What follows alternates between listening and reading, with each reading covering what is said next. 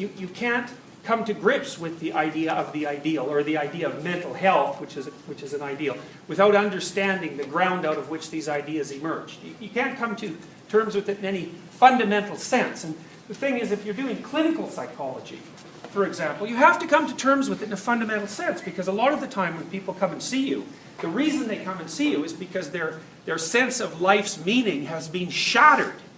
And they're unable to proceed without the restoration of that meaning. So maybe their belief systems fell apart, and they face some sort of tragedy that's just blown them into pieces, and they have no idea how to orient themselves.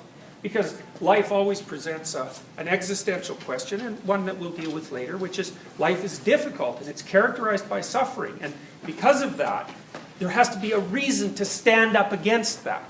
And so the reason has to be made coherent. So you have to know, in some sense, that you're the sort of creature that can voluntarily face the tragic conditions of existence and prevail. And that's a religious presupposition, fundamentally, because it's based on, it's a hypothesis in some sense, that human beings are like that.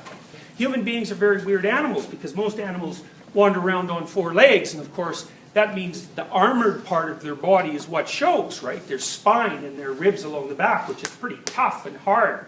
But human beings are standing up. So the most vulnerable parts of our body are broadcast straight forward. So when human beings woke up during our evolutionary, progress towards the kind of consciousness we have, when we became self-conscious, that was essentially equivalent to recognizing our naked vulnerability. The fact that we've woken up and are aware of our vulnerability is also what makes us fallen creatures. It makes us alienated from existence in a way that animals aren't. And people have been wearing clothes for a very long time.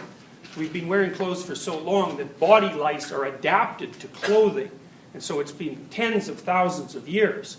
So, and obviously human beings are also the only creatures that wear clothes, which is, and it's a human universal, by the way. People wear clothes everywhere, virtually everywhere that human beings have been discovered. So you cover yourself up, and that's the first indication that you're aware of your vulnerability. But you're also aware of the necessity of taking care of yourself as a separate entity, which animals don't really seem to have that notion. I mean, they get hungry and all that, but it's not obvious that they can extend the idea of hunger into the future, so that that they're caring about times that are not here yet. Now, what happens after people become self-conscious? They cover themselves up.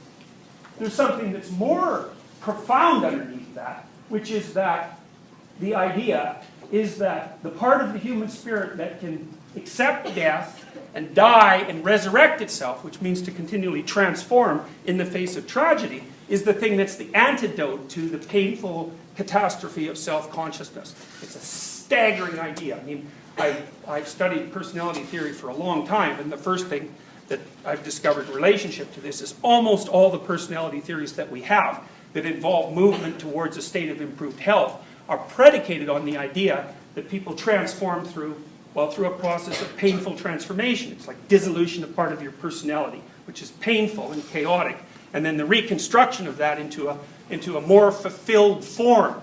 And the reason that's associated with acceptance of vulnerability is, it's brilliant. This is why humility is a virtue from the religious perspective, is that you cannot change until you admit that you're wrong and that part of you has to go.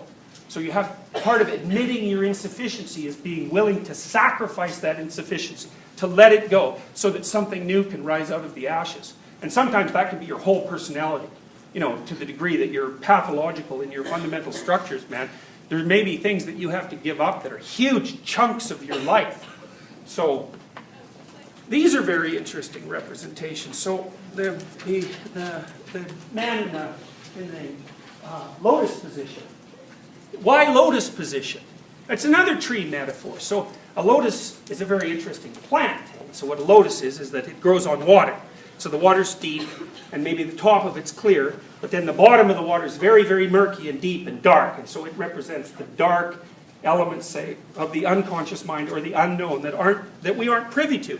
And the lotus grows way down into that, and then into the soil below. And so it comes out of the darkness, the soil and the darkness, and then through the dark water, and then up into the clear light, and on the surface of the water, it blooms. And so it opens up like a mandala, like the stained glass window on the right. It opens up like that, and in the middle of that the Buddha sits in his triangular position, in the lotus position, and that represents enlightenment. And what the whole image represents is the coherent ordering of multiple levels of structure, all the way from the primal material up to the highest level of consciousness.